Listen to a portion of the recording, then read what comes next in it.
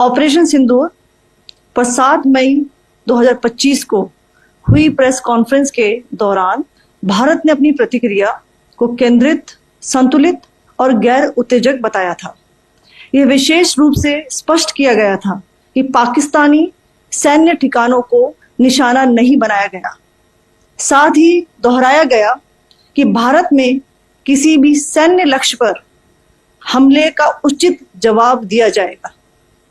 7 से 8 मई 2025 की रात को पाकिस्तान ने उत्तरी और पश्चिमी भारत में स्थित कई सैन्य ठिकानों को, जैसे कि अवंतीपुरा, श्रीनगर, जम्मू, पठानकोट, अमृतसर, कपूरथला, जालंधर, लुधियाना, आदमपुर, भटिंडा, चंडीगढ़, नाल, फलौदी, उत्तरलाई और भुज पर ड्रोन और मिसाइलों से हमला करने का प्रयास किया।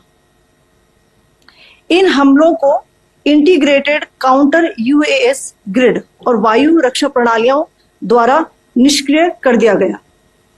इन हमलों का मलबा कई स्थानों से बरामद हुआ, जो कि पाकिस्तानी हमलों का प्रमाण है।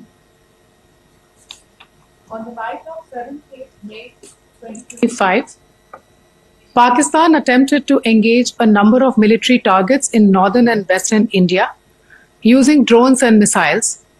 These places included Avantipura, Srinagar, Jammu, Pathankot, Amritsar, Kapurthala, Nal, Jalandhar, Ludhiana, Adampur, Bhatinda, Chandigarh, Falodi, Uttarlai and Bhuj. These were neutralized by the integrated counter unmanned aerial system and other air defense systems.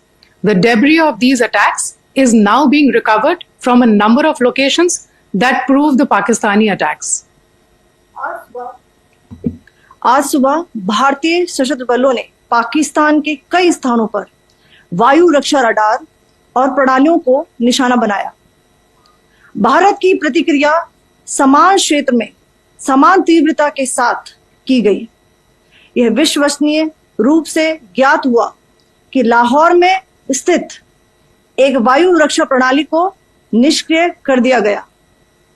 Today morning, Indian Armed Forces targeted air defense radars and systems at a number of locations in Pakistan. Indian response has been in the same domain with the same intensity as Pakistan. It has been reliably learnt that an air defense system at Lahore has been neutralized. Pakistan ने नियंत्रण रेखा पर आकरण गोलीबारी की तीव्रता बढ़ा दी है, जिसमें कुपवाड़ा, बारामूला, उरी, पुंछ, मेंढर और राजौरी क्षेत्रों में मोर्टार और भारी तोपखाने का इस्तेमाल किया जा रहा है। Pakistan has increased the intensity of its unprovoked firing across the line of control using mortar and heavy caliber artilleries in areas in Kupwara, Baramulla, Uri, Poonch, Mendhar and Rajouri sectors in Jammu and Kashmir. 16 innocent lives have been lost, including 3 women and 5 children due to the Pakistani firing.